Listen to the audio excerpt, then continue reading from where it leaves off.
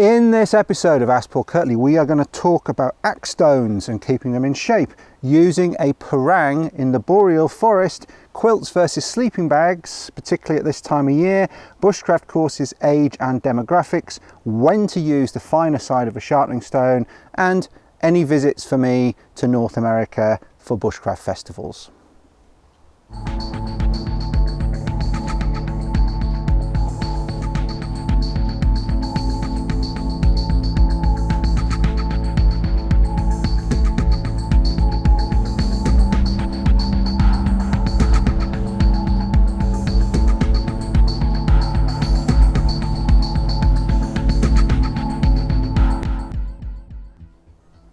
Welcome to episode 79 of Ask Paul Kirtley.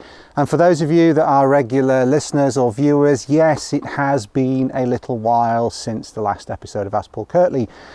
I'm currently in the northeast of England, out just grabbing a bit of fresh air. I've stopped off here on my way back from Scotland, and I've been working in Scotland for a month. All of October I was working in Scotland. We had a couple of River Spey canoe trips, so 2 weeks of canoe trips there, and then had a bit of a few days just doing some walking and mountain biking on my own, and then I went over to get ready for the Forest Hunter course that I've been running with Andy Chatterton of Moray Outfitting. And those of you that listen to the Paul Kirtley podcast will probably remember Andy. He's been on a couple of times on the Paul Kirtley podcast, and we ran a course together for the first time up in the Highlands of Scotland in the last full week of October, and that went very well. Wasn't quite full, 9 out of the 10 places were taken, but everyone got a lot out of the course. And if you're interested in what that course is about, or the Spey trips as well, I'll put links in the notes below the videos and the podcast, and you can check those out if you want. No hard sell there, it's just that I do get a lot of questions from people who find my material on YouTube and on podcasts. And remember, this podcast goes out as an audio file all over the web, ends up on lots of different podcast apps. So I do get people contacting me saying, where can I find out more about your courses? Because they know I run courses, but there's no direct link from any of the stuff that they're watching or listening to. So if you just go to frontierbushcraft.com and then click on the courses tab, or frontierbushcraft.com/courses, you will find the courses there. And also on that website are the trips and the expeditions that I do as well. So everything is on frontierbushcraft.com. Frontierbushcraft.com is my bushcraft and wilderness skills training company, so you can find everything there. So yeah, and we even had a bit of snow at the end of the Forest Hunter. It was a bit of a strange week. It started off warm and windy, and the tarp teepee that we built just about withstood the gales. We had to do a few adjustments and tie it down a bit tighter, but it all worked. It provided a nice warm space for us, very sort of traditional style of camp with an open fire inside, and we cooked and stayed warm in there. A little bit smoky sometimes because of the pine that we were burning, but yeah, it was very authentic in terms of that sort of northern forest bushcraft camp, and that was great experience for everyone there. And yeah, the weather changed right through from sort of warm. Last couple of days temperature dropped, and we got a couple of inches of snow overnight on the last night and into the first day that we were packing up camp. So that was quite interesting, but it's got mild again today. I'm out for a walk, and I'm almost sweating. I have to say, it's got very mild. Winds change right around, but it is feeling pretty autumnal now. It is feeling like the autumn is here. So that kind of brings you up to date with what I've been doing and where I am, and I'm enjoying being out at this time of year. It certainly feels very different to, I got back from Canada in mid-September. We did a trip in Canada. I had a sort of a week or so of doing things around the UK, and then I travelled up to do the Spey trips, and it felt like the beginning of autumn then. It was just on the turn, and now it really feels like we're kind of going properly into the winter, although it feels warm, which is a bit peculiar.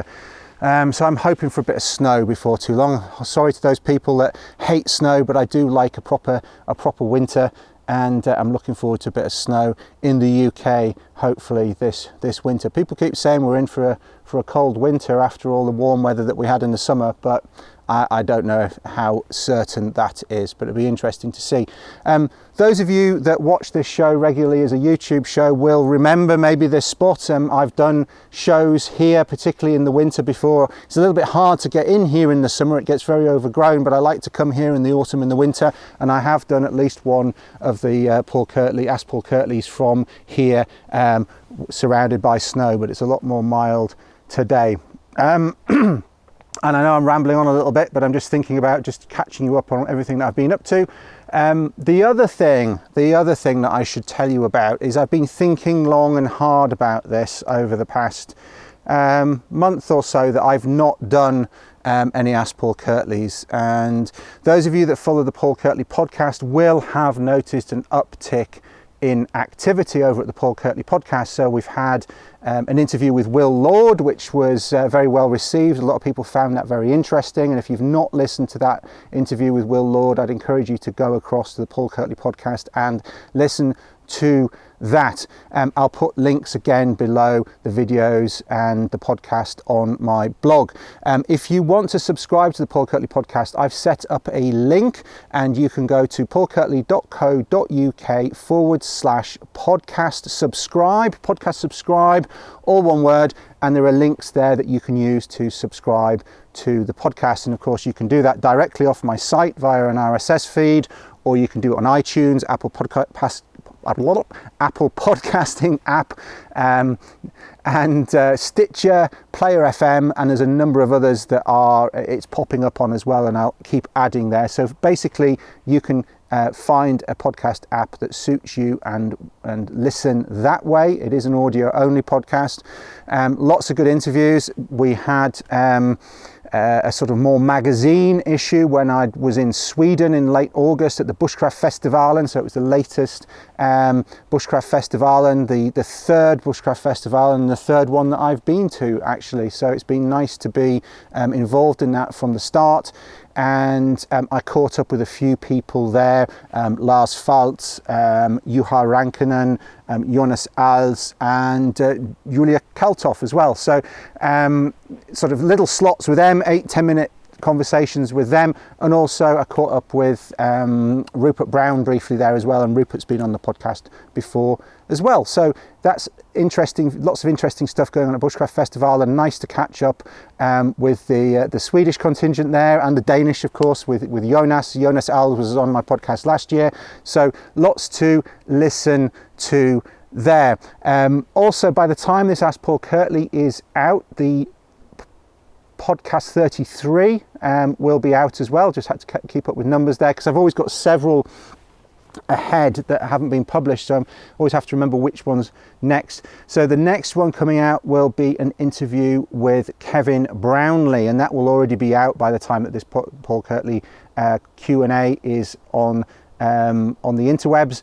And that is an interview with a very interesting man who is of Cree heritage in northern Manitoba, and he is the curator of archaeology at the Manitoba Museum, and has been for quite some time, a good long number of years. And it's quite a fascinating collection they have there, very representative of First Nations life in that part of the Northern Plains and southern boreal forest, and into the boreal proper with the woodland caribou, etc. there as you head up towards Churchill in northern Manitoba. Real diversity of habitat there as it transitions from where you had bison right up through to where you've got polar bears effectively within Manitoba. So it is quite a diverse province, and they have an absolutely fantastic collection of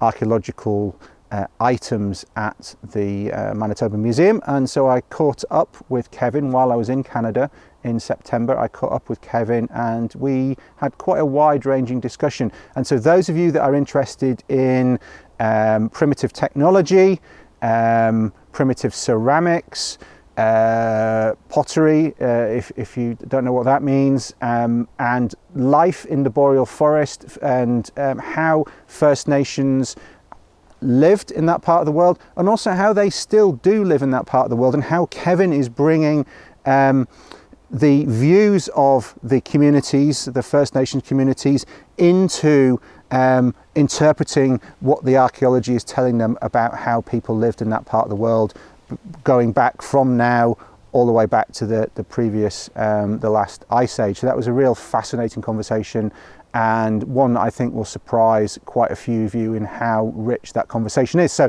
please check that out. So if you don't subscribe to the Paul Kirtley podcast, I would recommend that you do. If you have interest in bushcraft skills and wider outdoor skills, journeying skills, all of that is in that show. And that is my main podcast. And as I say, I am ramping that up. And I know you want me to get onto the questions, but this is important because, as I say, I've been thinking long and hard. I've been ramping the Paul Kirtley podcast up again. There's a interview with Lou Rudd coming up, and those of you that listen to the Paul Kirtley podcast will know that Lou was on the podcast a couple of years ago talking about his Antarctic expeditions. He has since done another Antarctic expedition, the Spear 17 expedition, where he and a team of Army Reserves traversed Antarctica via the South Pole. And he is currently, as I record this, he has just set out to undertake a solo, unaided, unsupported crossing of Antarctica. And if he succeeds in that, he will be the first human being to ever have done that. So good luck to Lou. That is another podcast that is coming very shortly on the Paul Kirtley podcast. And as I say, if you don't subscribe to the Paul Kirtley podcast, please do subscribe. I will put links everywhere, YouTube, underneath. Go to paulkirtley.co.uk/podcast subscribe. You can subscribe to the podcast and you will get those episodes. And I've got more good episodes coming. I have got some really good people lined up coming through the winter as well. And so the other thing, this is the reason why I'm framing all of this, because I have that platform, and that is by far the more popular audio podcast. That is one reason. So I've been running these two podcasts, audio podcasts in parallel, the Paul Kirtley podcast and the Ask Paul Kirtley podcast. And what I'm going to do, like a lot of other people who have podcasts do, is that I'm going to have a Q&A session as part of my main podcast. So effectively, I'm going to merge Ask Paul Kirtley into the Paul Kirtley podcast, but I don't want it to dominate it. So I'm going to have probably about once a month, I'm going to have quite a wide ranging Q&A, and you can still use the Ask Paul Kirtley hashtag to leave questions. You can email me, you can leave the SpeakPipe questions, you can use a hashtag Ask Paul Kirtley on Twitter, on Instagram, and I will still get those in exactly the same way. Nothing changes in terms of the way that you ask the question, just the where I answer the question will change slightly. So to get the answers to those questions, you're going to need to subscribe to the Paul Kirtley podcast, okay? So I'm going to do Ask Paul Kirtley 79, which is today's podcast, and I'm going to do Ask Paul Kirtley 80, and at the end of 80, that will be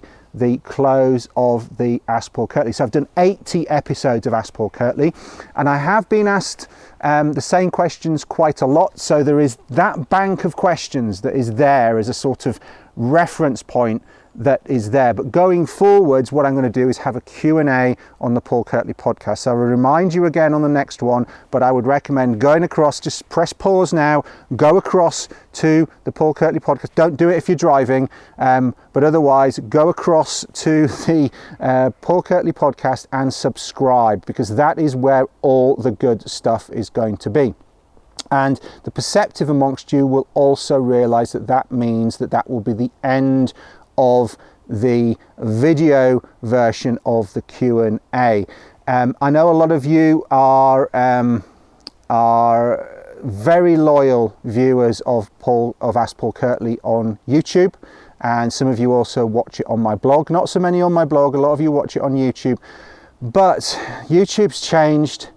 What people want on YouTube has changed, and frankly, it's not doing my channel a great deal of good. A lot of you have said to me, Paul, why have you only got 30-odd thousand viewers? And I know that's the subscribers. I know that's a lot by some people's standards, but there are some very big bushcraft channels out there, and you know, a lot of people are concerned that I'm not getting to the audience that I could be with technical skills. So what I'm going to do with my YouTube channel, I'm still going to do some trip reports and films, but I'm going to focus more on skills on my YouTube channel, because that's a visual thing. You know, that's a visual thing. Not to mention the fact that some people who aren't familiar with Ask Paul Kirtley, they come onto my YouTube channel and say, oh, you just sat there talking about stuff, you never do anything. I actually do an awful lot of physical skill training with people, and one of the things that came out of looking at the work that I did with Mike Pullen over at TA Outdoors was that I felt I should be doing more skills-based stuff of my own as well. The engagement with the Ask Paul Kirtleys on YouTube has been declining, unfortunately. YouTube seems to be penalising me for having a lot of that type of content on there. I'm going to move it over to audio, and a lot of you who watch it on YouTube anyway, just put the video on and listen to it and go off and do something else. You put the video on your phone, etc. You can do that with a podcast anyway, and it's actually better for your bandwidth. It's better for your data. If you've got a data allowance, you're not going to use as much. You're streaming all that video that you don't need. You just need the audio. I'm not doing anything that you need to see, largely. It's just me talking and answering questions.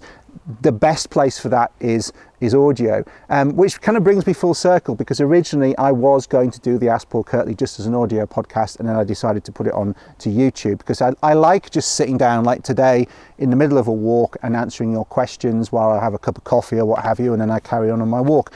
But I've had to really think about how I do things, and you know, I'm spreading myself a little bit thin. I'm trying to run 2 podcasts. I'm putting these on my blog, I'm putting these on YouTube. I put these as an audio on SoundCloud as well, and very few of you, I know some of you are really wedded to that, but very few of you actually use that as well. So I'm going to rationalize, which means I can do more, because I'm not spending all my time trying to get all of this stuff in multiple different places all over the internet. I'm going to have one podcast, the Paul Kirtley podcast, where I'm going to do interviews, long form stuff where I might talk about a particular subject, and also Q&A. Yeah, it's going to maintain the focus on long form, in depth, with experts and people with unique experiences, but I will also roll into that the Ask Paul Kirtley questions. And then my YouTube channel is going to focus on more skills and trips and things where the visuals are really essential, and that means I can rationalize things that way. I'm not trying to promote 2 podcasts within iTunes, etc., etc. I can focus everything there. It's got more visibility, and hopefully then everything starts to snowball a little bit more from there, rather than me spreading things right across different platforms. So hopefully that makes sense. Still subscribe to my YouTube channel. There's going to be a ton of good stuff here that you're going to need to see, you're going to need to watch if you're watching this on YouTube. If you're listening to this on an audio podcast, you're already familiar with podcasts, you're happy with podcasts, just make sure you subscribe to the Paul Kirtley podcast as well. And if you're on my blog at the moment listening to this or watching this, you're still going to be able to listen to everything via my blog, and you're still also going to get any videos I produce via my blog, so you can stay subscribed to my blog that way. But please, please, please, 2 things I could ask you to subscribe to make sure you're subscribed to. If you're not subscribed to my YouTube channel and you use YouTube at all, please subscribe to that for tons of skills, etc., etc. And if you're not subscribed to the Paul Kirtley podcast on some sort of audio platform, please subscribe. iTunes, Apple Podcasting app, Stitcher, Player FM, Podbean, there's loads of them, and I'll make sure if there's any that you want it to be on that it's not on, that you use for all your favorite podcasts, please email me. Yeah, paul@paulkirtley.co.uk. Tell me which platform you want it to be on, and I will do my utmost to get my podcast on that platform for you. Okay? So, long intro today, but there's some big changes afoot. There's lots of good stuff coming. There is a lot of good interview material coming on the Paul Kirtley podcast, and I will continue to focus on skills on my YouTube channel, which is what a lot of people have been asking for. Do more stuff, and I'm going to do that. Okay, so you're still going to get all of the information that you're getting already. It's just going to be slightly differently oriented and actually optimized.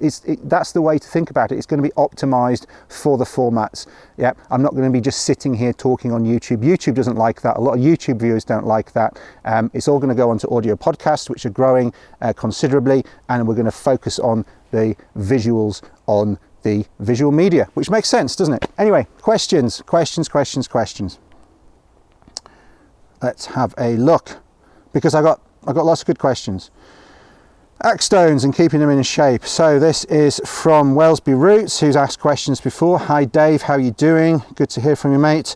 Wellesby Roots asks, hey Paul, a subject of caring for your axe stones came up as a result of a conversation in regards to axe care. What axe stones would you recommend? Are Gransfors the best option, and how does one care for them? One person mentioned using sandpaper or a flattening stone to keep them in good shape. I didn't really understand the concept. Best regards. Thanks and best regards, Dave. Yeah, well, I personally use the Gransfors axe stones. My personal one is one of the old ones, which is a natural stone. Gransfors stopped producing those, and they produce a synthetic stone version now as well, or instead of. And actually that's just as good in my experience. I have probably half a dozen of those stones in my equipment box at Frontier Bushcraft that we use on courses, and that we have students use for sharpening axes on our woodcraft course, for example. And they work very well. You just need to, you've got a choice. You can soak them in water and dry them out as and when you use them, like a water stone, or you can start using oil with them, in which case, once they've got oil impregnated them, you can't then start using water because the oil repels the water. It doesn't really work.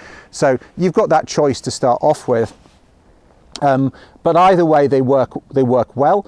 And the way that you sharpen an axe, and again, this is one of the videos I'm going to do on my YouTube channel, the way that you sharpen an axe, axes have a convex bevel typically, even quite a fine general purpose axe, say like a Gransfors small forest axe or a Hultafors hunter's axe or whatever. They've all got these, they don't have big splitting wedge heads. They have quite fine heads, and then they come round to the cutting edge, but that bit that comes round to the cutting edge is convex. And so if you put a flat stone on that, it's only touching tangentially. It doesn't cover the whole bevel. So to take metal off the whole bevel, you need to vary the angle of the stone, which is why you want a stone that's not too long, because if it's too long, if you're using a bench stone, for example, you're going to work those different angles, and eventually the stone's going to come down and touch the cheek of the axe, and you can't get the back of the bevel.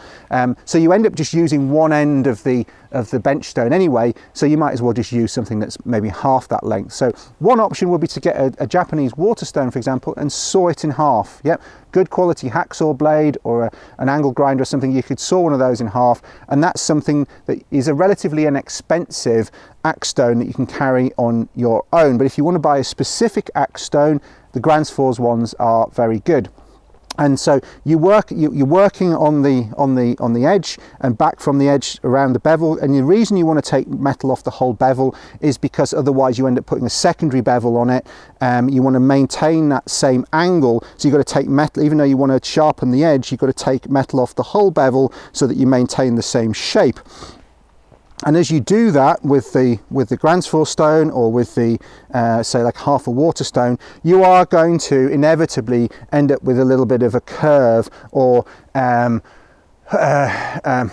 non-flat surface over time.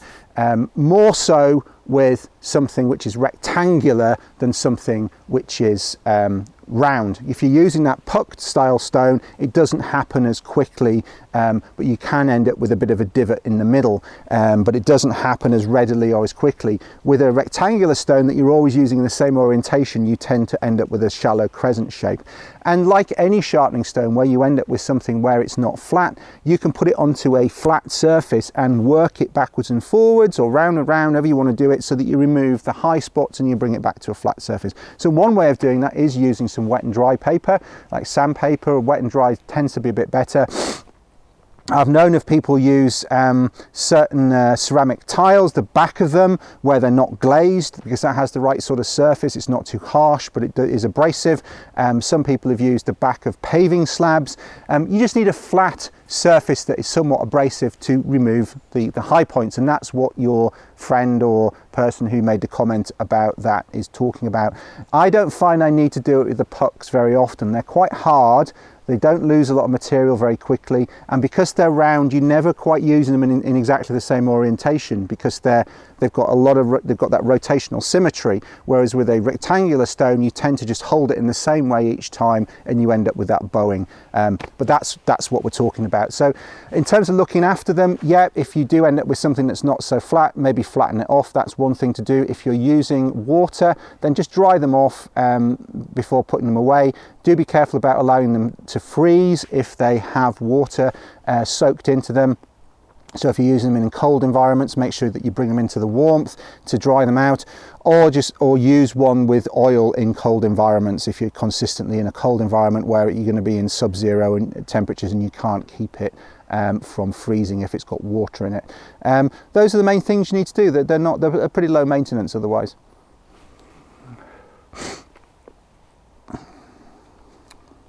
Using a parang in the boreal. Question from Fred Ernst via Twitter using the hashtag AskPaulKirtley, and he asks, do you ever use a parang in the boreal? If so, for what tasks? Well, the simple answer, Fred, is no, I don't use a parang in the boreal.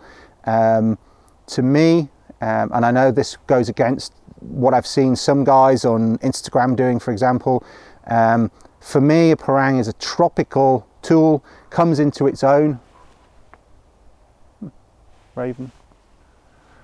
Comes into its own in tropical environments, whether it's for cutting lianas, doing various things with bamboo, opening coconuts, etc., etc. Really, really useful in that environment for those sorts of jobs. Equally, quite dangerous. Got a lot of potential harm if you bring it into contact with your legs, for example, so you do need to be very careful with them, like any larger cutting tool. Personally, in the boreal forest, I prefer using an appropriately sized axe. It has the weight and the leverage that I need for cutting dense, tightly grained and knotty wood, which you are going to need in the boreal, particularly for processing wood for a wood burning stove in a hot tent, for example, or even if you're making a lean-to shelter and a long log fire, for example, you need a good axe for that, and that is a much better tool in my experience than a parang. There's a reason why the axe is the king of the boreal forest tools. It's because it works. Does that mean that if you took a parang, it wouldn't be useful? No, not at all. I'm not saying that. You'd have to do more battoning for splitting wood. There's a lot more splitting techniques with axes that you can do freehand, as it were. Parangs are not as good for that. I know you can split things, but you're going to have to baton stuff more. And in terms of felling, larger dead standing Scots pine trees and things, for example, for processing in northern Scandinavia, and same with jack pine, although they never go quite as big as the Scots pines, in North America, and spruce, etc. Parangs, yeah, they could be useful for taking lots of spruce boughs off for green boughs for putting down. But frankly, I'm not doing that a lot. That's quite destructive. And in parks, you won't be allowed to do that. You're not supposed to cut green material, even in the winter. So cutting boughs is frowned upon in a lot of places these days. A lot of what you're doing is going to be firewood processing, and the best tool for that job in the boreal is an axe. That's the long and the short of it. But if I'm going to the tropics, if I'm going to Northern Australia, if I'm going to Southeast Asia, that sort of part of the world, or Central America, my choice would be a parang, machete, that style of cutting tool. I wouldn't be looking to take an axe. But that said, if I had an axe in that environment, would that be the end of the world? Could I do nothing with it? No, but you've got horses for courses. Yeah. One of the things I get a little bit frustrated with in modern bushcraft, as it were, is a lot of people who are promoting what they do in their environment aren't really looking to what the tradition is in that environment. There's a massive tradition of frontiersmanship in North America.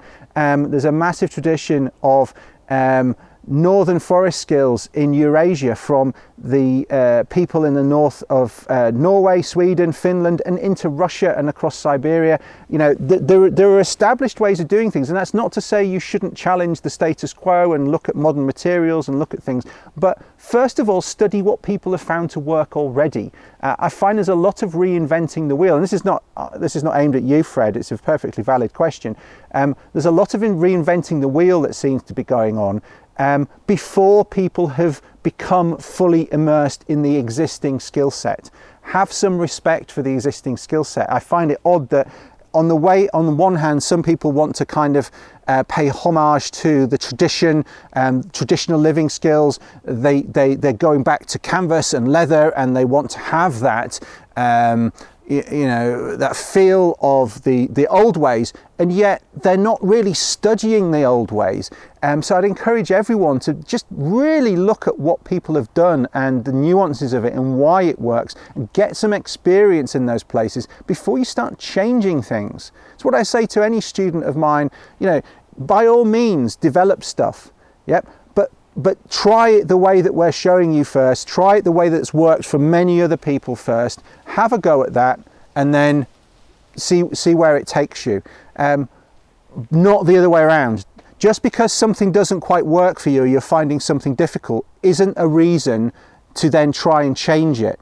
A lot of things, like riding a bicycle, yep, most people don't manage it the first time they get on a bicycle. It takes some falling off and wobbling around and people holding you, and you know, yeah, maybe you start with stabilizers and then you take your stabilizers off and you fall in a bush, and you know, you go down the driveway and into somebody's, you know, garden. You know, you have these episodes when you're a child learning things, and for some reason people forget that. It's like you don't immediately know how to do everything, even if in theory you know how to do it. Don't be dissuaded by things that are established ways of doing things, maybe being beyond your ability to start off with. Don't let that dissuade you from persisting with those things until you've got a handle on them. And then, okay, you think, well, okay, well, I can do this now. And often there'll be an aha moment, and you can go, okay, yeah, right, I used to find this hard and now it's not so bad. And then if you think of some better ways of refining that, that's an improvement. That's an improvement. Yeah, you got to stand on the shoulders of what, you know this phrase of standing on the shoulders of giants. Yeah, you don't stand on the shoulders of giants by standing next to them. You've got to stand up above them, and you've got to climb up there, and you've got to get to that point first. And one of the benefits that we have now is that we have all this material online. You can find out a lot more about what works in different places than you ever could before. You know, 20 years ago, it was very difficult, other than digging some books out, to find things. But the downside of that is there's so much noise now as well. You've got people just making shit up, and it's not, and people have already 100 years ago, 200 years ago, 1,000 years ago found a better way of doing it. And there are people just making stuff up based on theory, and I find it quite regressive in some ways. So I'm kind of heading into a bit of a rant today, but we are on the penultimate Ask Paul Kirtley, and we haven't had a rant for a while. But you know, so that is not aimed at you, Fred. It's a perfectly valid question. Do I use a parang and a boreal? No, I don't. There are reasons why. It's because I prefer an axe, and that is my chosen tool. And you know, would I carry an axe and a parang? No. Yeah, the axe is the most important tool, and then some sort of knife to go along with that for making feather sticks, etc., etc. Yeah, that you know, and any other smaller jobs. Quilts versus sleeping bags via Twitter using the hashtag AskPaulKirtley from A. Perry. Now the weather is turning colder. What are your thoughts on using a synthetic quilt on top of a down bag to move the dew point to the inside of the synthetic rather than the down layer? And what's your opinion of quilts versus sleeping bags in general?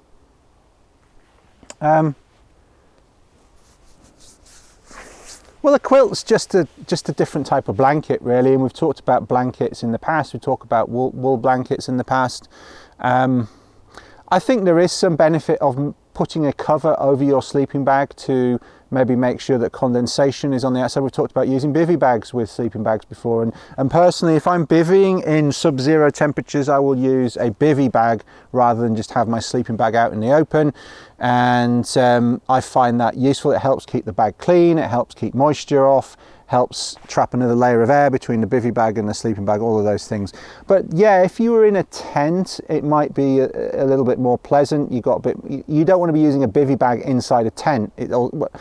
Generally, it wouldn't be my first choice. There are some circumstances in which that you might need to do that if the inside of your tent was sodden, for example, from dunking in a river, while canoeing or whatnot, and you might need to just keep your sleeping bag from coming into contact with wet material. But generally, if you're choosing to use, if you're choosing how you sleep in a tent, I wouldn't be choosing to use a bivy bag. But yeah, you could use a quilt would work quite nicely inside a tent, because you've still got the freedom to move around underneath it inside your sleeping bag, and you've got this sort of nice warm layer over the top. I've used something called a fjellduken. I talked about that very early on in the. It's funny how these things come full circle. Fjellduken, which is Norwegian for mountain blanket. The Jerven brand, which is the Wolverine brand, if you like. I talked about those, was it ASKPAULKIRTLEY episode 1 or 2? Very early on, I talked about fjelldukens. Mountain blanket is what that means. And yeah, I've used those in conjunction with sleeping bags sometimes. Either just a bit underneath, sleeping bag on top, rolled over, a bit like you would a wool blanket, but with a sleeping bag in. That's quite nice. I've used them when it's warm, just on their own, as a sleeping, almost like a poncho liner, that kind of thing. There's lots of combinations. Yeah, there's lots of combinations. The thing that I would ask you, though, is that if you're using, whether you're using a synthetic sleeping bag, a down sleeping bag, a synthetic duvet, a combination of some sleeping bag and a quilt or duvet, and you're saying, well, that the moisture is going to go into that rather than this, you've still got to deal with the moisture in that. And if you're out for any length of time, you don't really want moisture getting into your sleeping kit if you can't air it out, warm it up and air it out, because it will, if it stays frozen into that, even the quilt, it will stay frozen into that, and it will reduce in efficiency over time, as well as increasing in weight, and it won't be as useful. At least the benefit of using something like a bivy bag is that if you get frost on the outside or even the inside of a bivy bag, you can turn it whichever way around, outside in or inside out, or the right way around, and you can get rid of most of the frost off that and shake it off. And if there's moisture on the inside, you can hang it out in the frost and you can shake it off, because there's nothing really for the moisture much to soak into compared to, say, a synthetic quilt or a synthetic bag or a down bag.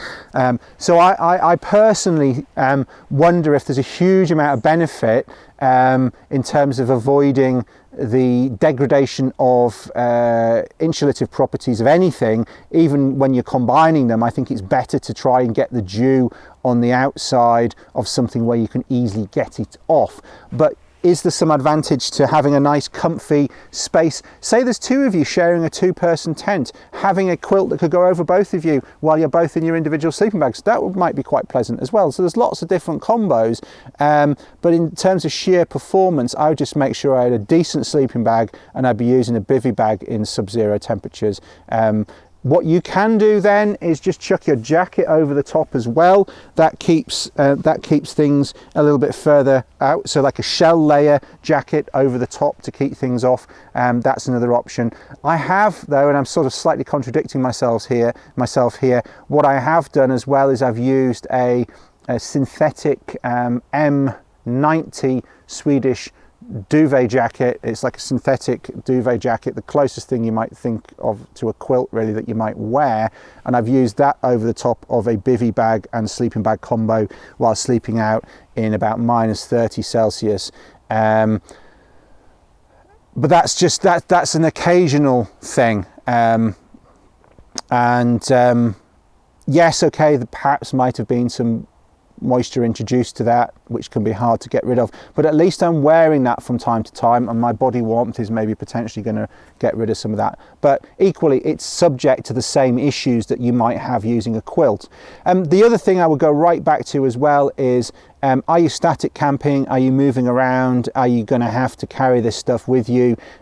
Think about weight versus performance. You've always got to think about weight versus performance. You know, if you're ski touring with a backpack, I'd be just trying to use a really high performance down sleeping bag combined with a bivvy bag and a sleeping mat. If you're on a snow machine or a dog sled, then you've got a bit more leeway. For example, if you're hauling stuff on a toboggan with snowshoes, you've got a little bit more leeway again still, but equally then bulk is an issue as well. You don't want tons and tons of bulky stuff, and quilts and duvets tend to be quite bulky. So it's really looking at the different parameters that you're working within: performance, what are the absolute temperatures, can you get things warm and dry, are you going to be in a heated tent occasionally, are you going to be in a heated cabin occasionally, or just out in the cold the whole time, can you get things aired out, do you have to carry everything on your back, is weight at an absolute premium, is bulk going to be an issue? And then you've just got to sort of stepwise optimize what you're going to do within those parameters and find the best solution.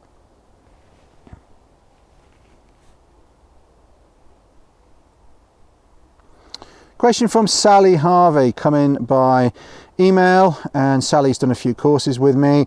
Hi Paul, a question for Ask PK. As a female in my late 60s attending 2 of your courses, I have been surprised to find that I am not always the oldest person on the course, and certainly not the only female. I've always been involved with outdoor activities, but came to bushcraft later in life. This has its advantages in that I have the time to attend courses, no longer constrained by a work timetable. I'm just generally interested in the demographic of folk that attend your courses, and really encouraged by the inclusiveness of the bushcraft community. Like to get your broader perspective on this. Regards, Sal. Well, that's a nice question, Sally. And yeah, one of the things that I find really quite gratifying about teaching bushcraft, whether it's on physical courses or whether it's online, is the range of different people that it attracts, and the range of different people who feel like they can gain something from it.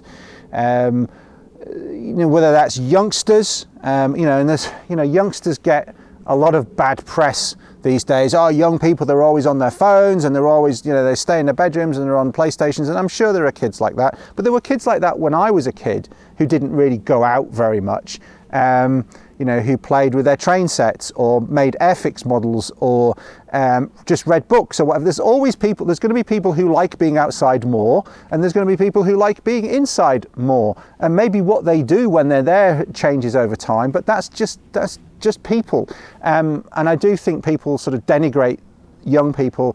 I find young people really engage with a lot of what we do in bushcraft, whether it's fire lighting, building shelters, a little bit of tracking, which is kind of like hide and seek, whether it's going and finding tasty fruits in the autumn, and all of those things kids like. They do enjoy that. They enjoy going out and foraging fungi with their parents. There's lots of stuff that kids enjoy doing. They like poking around and standing in streams and splashing around and just being out and about. So, young people, absolutely. People give millennials a hard time these days as well. But there's plenty of people in their 20s who come on courses and get a lot out of it as well. Right through to people who were in the Scouts when they were younger, and then they got a career and they haven't done a lot of stuff. We get a lot of people like that who did things in the outdoors when they were younger, and then university and jobs and families and things happen to them, that makes it sound untoward, but life happens. All of a sudden they discover, oh, I'm going outside with my kids again, for example, and I haven't really done much outside for years. I'd like to learn a little bit more. I'd like to brush up on my skills. So we have quite a few people like that who come on courses. And we have people who have, like yourself, who've done quite a lot of other outdoor activities over the years, who come to want to learn about what bushcraft can offer them as well. What can they learn more about the natural environment rather than just using their skills to pass through the environment? How can they interact more with the environment? What can they learn about, you know, direction and animal tracks and sign and foraging and all of these different aspects, not to mention, you know, the sort of survival basics of shelters and fires and using tools and all of those sorts of things that everyone's interested in. So you get people wanting to sort of round out their outdoor skills as well, and you're a great example of that. And that's something that with a lot of what we do that you can do at pretty much any age. You know, I've had people in their 70s on courses. So, you know, it's a real broad church, both in terms, you know, so, you know, in terms of age. I would say most of the people who come and do my courses are, you know, if you look at the distribution, most of the people are in there, say, I would say early to mid 20s is that kind of end of the distribution. For, you know, the sort of fattest bit of the distribution in the middle, you know, you get a lot of people 30s, 40s and 50s, definitely a lot of people coming to do courses. And then, okay, not so many in 60s and 70s, but still some. And, you know, what's nice is that everyone, you know, around the campfire gets on. You know, you can have a group of people on a course, as you saw on, say, the Woodcrafter last year, and on the Windermere course that you've done with me. You know, you've got young through to older, and everyone just gets on and gets stuck in. And what was great about you coming on, I particularly remember on the Windermere course, Sal, that, you know, you got stuck in as hard as anybody, if not harder, on the, you know, the wood collection and the wood splitting and all that kind of stuff. And so, you know, I don't like to make any sort of presupposition about people. Everyone's got something to offer, and often one of the things that older people have got, and it's just life experience, is older people, you know, from middle age onwards, often have a strong work ethic. They get stuff done, partly because that served them well through their lives. They've learned that that's how you have to orient yourself and get on with things.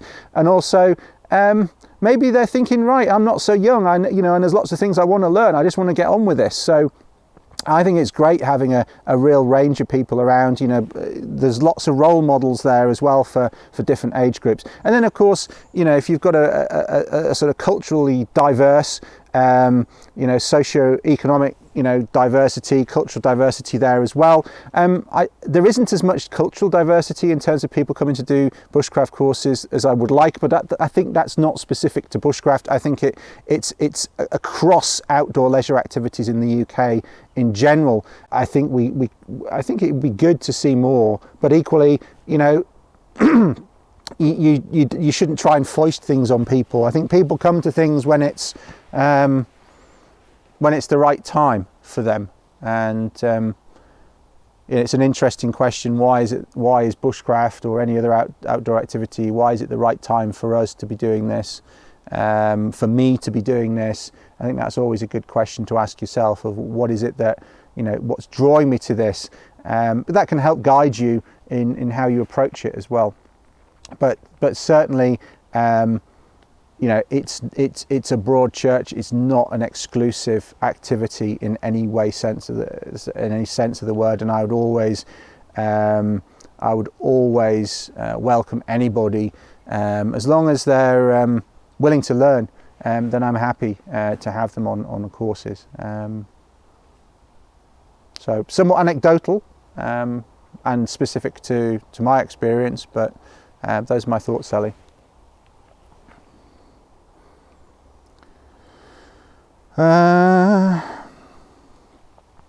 When to use the finer side of a sharpening stone. Hello Paul, my name is John Kotko and I just recently subscribed. Thank you for the videos, very much appreciated. Look forward to learning more with your help. Okay, my question is on the sharpening of your knife.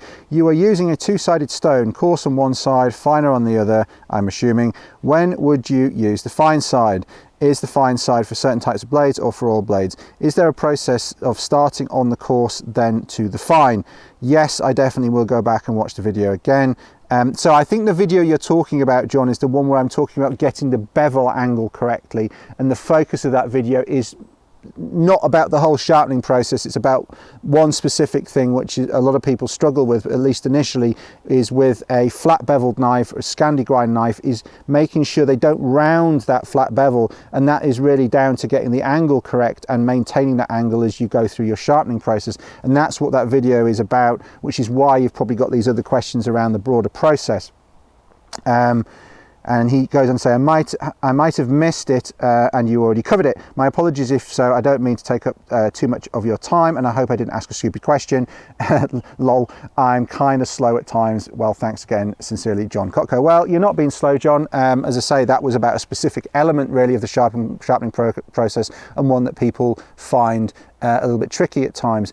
There is a photo tutorial on my blog about sharpening knives, and that goes through the whole process from start to finish, and I will link to that from this session. And there's a lot of good quality photographs on there which talk you through the process, and also talks you through, but in a nutshell, what you want to do is, when you've got a blunt knife, you want to, those bevels you want to bring together so you've got a fine edge. So you've either got some sort of flattening on the edge, or you've got some chips or dinks, or the top's rounded or whatever. So basically what you need to do is take metal equally off both bevels and bring it back to a relatively fine edge compared to where you start. But what you're going to have is two things. One is you want to put it onto a relatively abrasive stone to start off with, so you're going to get the metal off quickly and you're not all there all day. So you've got two things. One is that the edge of that, if you looked at it under a microscope, is quite jaggy. It's like a saw edge, and also you're going to end up with, where those two edges come together, you'll end up with a very fine foil of metal, which if you're not careful, when you go back to using the knife, you can break it off, and then you're back to where you started with a flat edge. So what you want to do is, once you feel like you've got a fine foil, you've got a little burr, because you'll sharpen it on one side, it'll bend over, you can feel it. Once you've got that fine foil, you definitely know you've brought the edges, the two bevels together into one edge, you've got that foil forming. Go over to the fine side at that stage, and then you repeat the process. And as I say, the process is in that article. You repeat the process at that stage. So you do your multiple strokes on one side, your multiple strokes on the other side, and what you're doing then is taking the raggedy edge and making it a little finer. Also, you're probably going to wear off some of that foil a little bit, although not entirely, and you're making a finer edge effectively. So you're making it, bringing it to a finer finish, and those people that use a series of increasingly fine stones are taking that to a further degree. But if you've just got a stone with two different grades, start on the coarse side, multiple strokes, and then go to single strokes. You make sure that that foil is flapping from one side to the other. You can feel the burr. Once you've done that, change over to the fine side, repeat that process, and you'll have to go for a bit longer because it's not as abrasive, and you're going to get to a point where you've done a lot of repeated strokes. It's quite a nice fine edge. You've got this foil there that's still there potentially, but you've got a finer edge. What you're then going to do is take it onto your strop,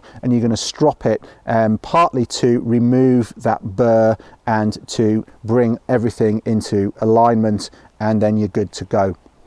That is, in a nutshell, the basic process, and it's explained in detail in that article, which if you haven't found it already, is linked from this episode. Link up there, YouTube people, link underneath, and link underneath the audio on my blog at paulkirtley.co.uk. Just find Ask Paul Kirtley episode 79.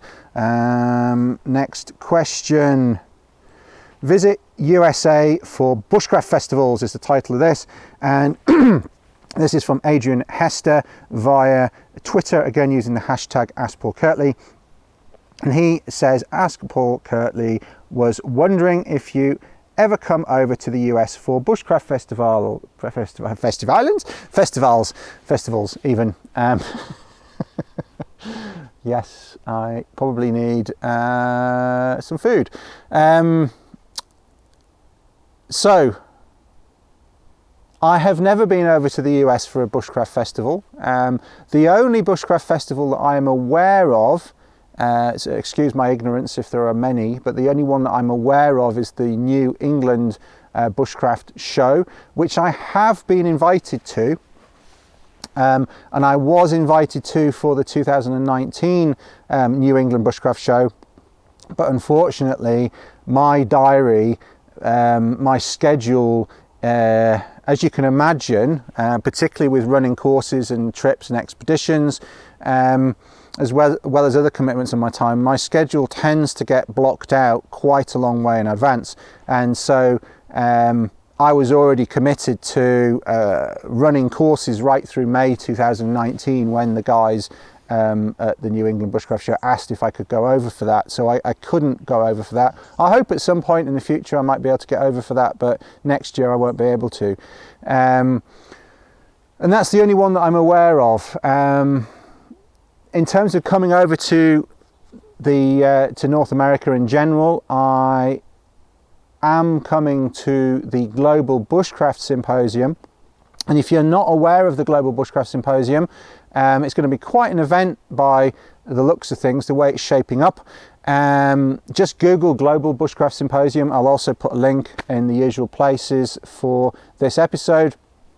And I am presenting there. I'll be one of the keynote speakers there, and I'll also be running some workshops. Exactly what it's still in discussions about. It's a bit of a movable feast because there's going to be a lot of high quality people there, and the organisers are looking to get a really good suite of talks and workshops and various other things going on there. So that's in Alberta in Canada next June. 10 to the 14th of June, if I remember correctly off the top of my head. Apologies if that's not right. I will link through to Global Bushcraft Symposium from here as well, so you can just double check that. But definitely check it out. There's going to be Morse Kahansky there, Cody London, and tons of other really good quality people.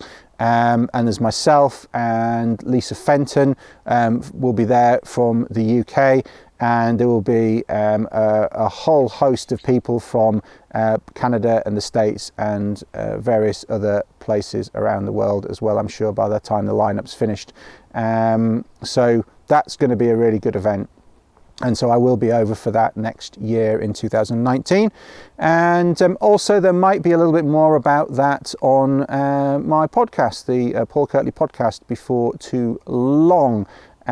Nothing recorded yet, but things are in the works to maybe record a little bit to talk about what's going to be happening and what to expect from the Global Bushcraft Symposium. And also what I'm hoping to do is when I'm there is catch up with some of the other instructors and workshoppers and presenters there and record some interviews in the same way as I've done at the Bushcraft Festivalen for the past couple of years. It's a nice way of bringing a group of people together in a more magazine format, but I might also do some longer form interviews if I have time. No promises yet. So again, just to re-emphasize what I said at the beginning, if you are not subscribed, if there's going to be one hard sell in this episode, if you are not subscribed to the Paul Kirtley podcast already, subscribe, please.